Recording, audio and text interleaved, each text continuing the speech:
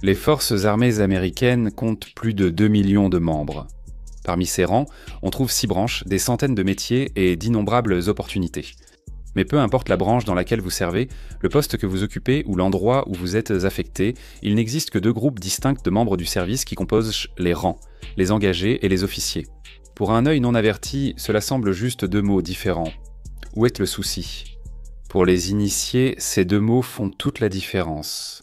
Le choix de s'engager en tant que militaire du rang ou officier déterminera en fin de compte le destin de la carrière d'un militaire, comme la qualité de vie, les responsabilités, les opportunités, la rémunération et bien plus encore. Cela étant dit, quelle est exactement la différence entre les militaires du rang et les officiers ? L'un est-il meilleur que l'autre ?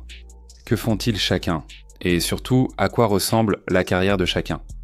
Nous répondrons à toutes ces questions et plus encore. Voici les militaires du rang face aux officiers. Commençons par les bases. Le personnel du rang forme la colonne vertébrale de l'armée américaine et représente près de 80% de ses effectifs. Les officiers moxiétois, assimilés à des gestionnaires ou chefs, constituent 20% de l'armée américaine. Une autre façon de le dire est que les officiers sont comme les présidents-directeurs généraux et les chefs de département d'une entreprise qui prennent les décisions, tandis que les engagés sont les superviseurs et les ouvriers qui exécutent ces décisions. Cela ne signifie pas que le personnel engagé ne dirige pas. Au contraire, ils sont la colonne vertébrale de l'armée. Le personnel engagé et les officiers possèdent qu'en des grades distincts reflétant leur ancienneté, leadership et responsabilité. Ces grades ont un échelon de solde identifié par une lettre et un chiffre. Vous appréciez notre travail et voulez nous soutenir ? Visitez notre page Patreon pour découvrir nos différents niveaux et leurs avantages sympas. Rendez-vous sur patreon.com, background en général des charges. Liens en description. Les lettres sont E pour engagé, W pour officier spécialiste et O pour officier commissionné. Les chiffres vont de E1 à E9, BE1 à B5 et O1 à O10. Évidemment, plus le chiffre est élevé, plus le grade est élevé. Mais c'est là que les choses deviennent un peu compliquées. Les officiers sont supérieurs à tous les engagés, quelle que soit leur ancienneté. Un I9 avec plus de 30 ans de service sera moins gradé qu'un O1 de 22 ans sortant de la formation des officiers. C'est surprenant, mais c'est ainsi que fonctionne l'armée. Ne vous méprenez pas. Ce n'est pas comme si ce jeune officier allait donner des ordres à cet E9, car cet E9 répond à quelqu'un de bien plus haut placé que lui. Nous en reparlerons plus tard. Dans le cadre des usages et des courtoisies de l'armée américaine, tout le personnel, qu'il soit engagé ou officier, salue les officiers supérieurs et les appelle « monsieur » ou « madame ». Ainsi, si un E1 croise un O1, il le salue et l'officier répond. Si un O1 croise un O3, il le salue en premier, etc. Le personnel engagé n'est salué que s'il reçoit la médaille d'honneur. Engagés et officiers sont généralement assez séparés dans l'armée. Même s'ils travaillent ensemble, leurs uniformes et formations diffèrent, ils sont logés séparément et il leur est interdit d'être trop proches ou d'avoir des relations. C'est ce qu'on appelle la fraternisation. Il existe bien sûr des exceptions, comme si vous les connaissiez déjà, mais cette vidéo ne traite pas de la prévention de la fraternisation dans l'armée. Vous aurez plein de cours obligatoires ennuyeux là-dessus. Ne vous y trompez pas, même si les officiers dirigent les engagés, ils les respectent, les apprécient et apprennent d'eux. Comme mentionné plus tôt, le personnel engagé est souvent vu comme la colonne vertébrale de l'armée américaine et assume beaucoup de tâches difficiles. Les sous-officiers supérieurs conseillent tant que souvent les officiers subalternes, et supérieurs parce qu'ils apportent une grande valeur grâce à leur expérience acquise au fil des années de service. Très bien pour les bases. Il reste beaucoup à voir ici. Nous allons diviser cette vidéo en sections. Opportunités, évolution de carrière, rémunération, formation et exigences. Passons aux opportunités. Choisir de devenir sous-officier ou officier impactera votre carrière et vos opportunités durant le service. Même si vous pouvez d'abord vous engager puis devenir officier, appelé Mustang, ce choix modifiera forcément votre parcours. Comme nous l'avons brièvement mentionné auparavant, les officiers sont comme des gestionnaires et les sous-officiers sont comme les travailleurs.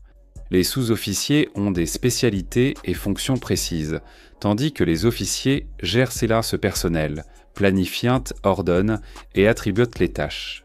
De plus, le personnel sous-officier aura de nombreuses occasions d'affiner ses compétences et de devenir des experts dans leur domaine, tout en assumant également des rôles et des responsabilités de leadership. Les officiers recevront aussi une solide formation et expérience en leadership pour mieux diriger de plus grands groupes de personnel. Nous verrons ce point plus tard dans la vidéo, mais en général, sauf exception, tous les officiers doivent avoir au moins une licence pour être commissionnés. Le personnel engagé n'a pas cette obligation, bien que beaucoup aient aussi une licence ou un master. À cause de l'exigence de diplôme pour les officiers, de nombreux postes restent inaccessibles au personnel engagé, même diplômé. Par exemple, les pilotes dans l'armée américaine, à l'exception des adjudants de l'armée de terre, doivent tous être des officiers commissionnés. Même avec une licence de pilote privé et un doctorat en aéronautique, un E5 ne pilotera pas d'appareil militaire américain sans devenir officier. En plus, si vous avez un doctorat, pourquoi êtes-vous E5 dans l'armée ? Mais il existe aussi des emplois de col blanc pour les officiers tels que médecins, infirmiers ou avocats, ce qui est cool. Côté engagé, même sans devenir pilote, les opportunités ici sont infinies, sans jeu de mots.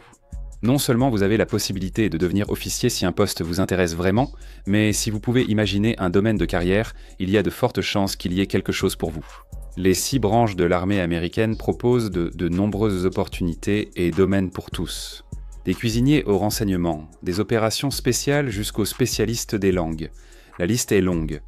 En résumé, les opportunités pour engager et officier varient selon la branche choisie.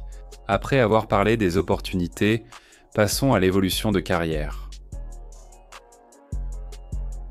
Même si l'évolution de carrière fait partie des opportunités, nous pensons qu'il est important de l'aborder séparément. L'évolution de carrière des militaires du rang et des officiers comporte des similitudes mais diffère dans l'application. Explication. En progressant dans l'armée américaine, vos responsabilités augmentent avec l'ancienneté. Que ce soit un E6 commandant un peloton ou un O5 capitaine d'un navire de guerre, vous assumez progressivement plus de supervision et de tâches administratives. Pour le personnel engagé, la première vraie expérience de leadership débute en devenant sous-officier, c'est-à-dire officier non commissionné. Selon la branche, cela se fera au grade de E4 ou de E5. Bien que vous ayez toujours vos tâches pratiques quotidiennes, vous commencerez également à assumer la responsabilité de ceux qui sont sous votre commandement. Au fur et à mesure que vous montez en grade, vous devenez un sous-officier supérieur et vous aurez moins de travail pratique et plus de tâches administratives. Les officiers débutent souvent par des postes de supervision, mais à une échelle moindre que les officiers supérieurs. En gravissant les grades, ils prennent plus de responsabilités jusqu'à diriger des régions continentales. Cela ne signifie pas que le personnel ne peut pas aussi réussir. Les officiers peuvent d'argent diriger une branche militaire, tandis que les sous-officiers supérieurs accompagnent les officiers à chaque niveau de commandement. Par exemple, vous pouvez le voir avec le plus haut gradé de l'armée américaine, le président des chefs d'état-major interarmés. À ses côtés, le sous-officier le plus haut gradé, conseiller principal auprès du président des chefs d'état-major interarmés. Peu importe votre progression, un sous-officier représentera toujours le personnel engagé. Cela étant dit, ce que vous devez surtout retenir de cette section, c'est que même si les sous-officiers et les officiers ont tendance à être de moins en moins sur le terrain avec le temps, cela arrive généralement beaucoup plus tôt pour les officiers. Pour illustrer, parlons des Navy SEALs.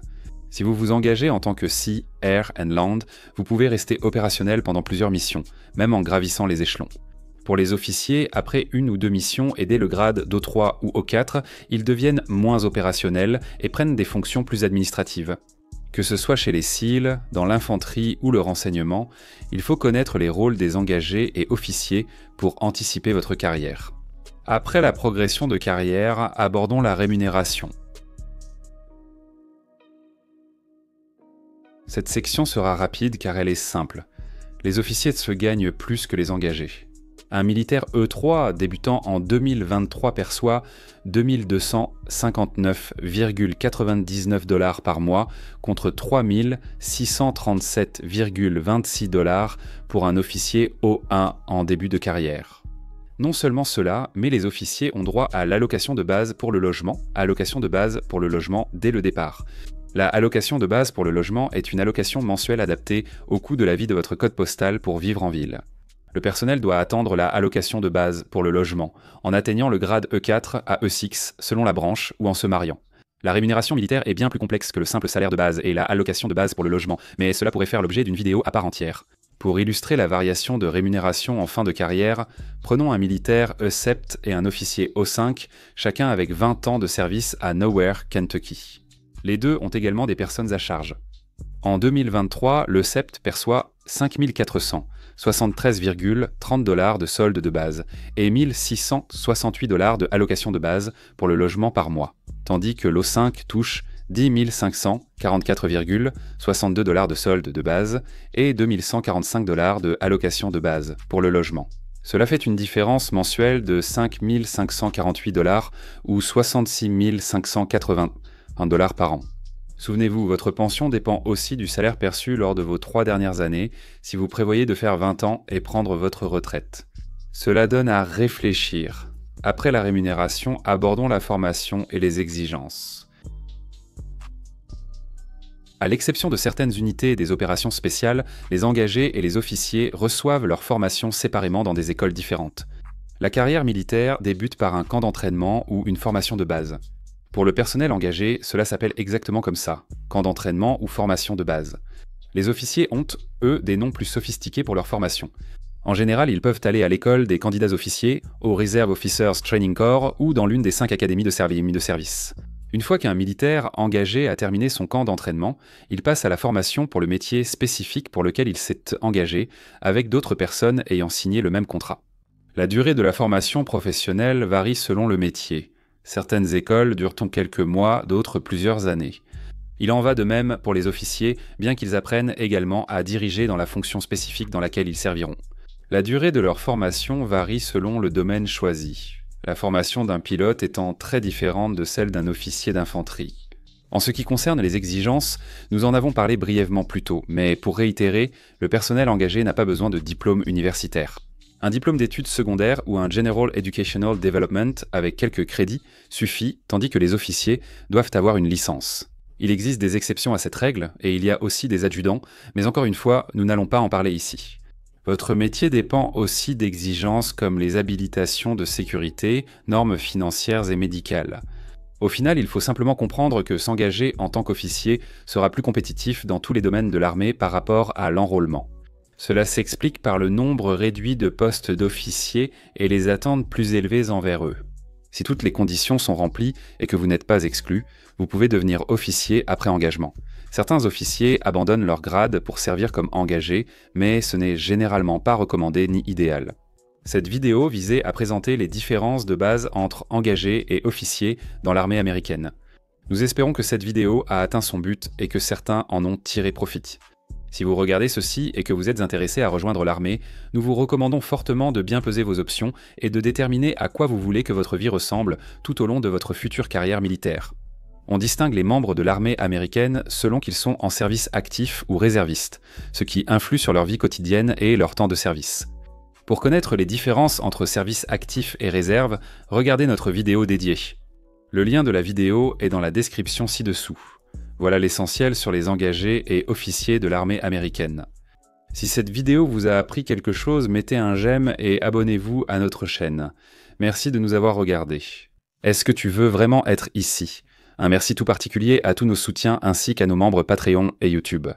Pour figurer dans nos vidéos, rejoignez-nous et consultez les liens en description. Votre contribution est très appréciée et nous aidera à produire plus de contenu de qualité. Tous tes amis s'abonnent à General Discharge et toi, tu n'as même pas envie d'être ici.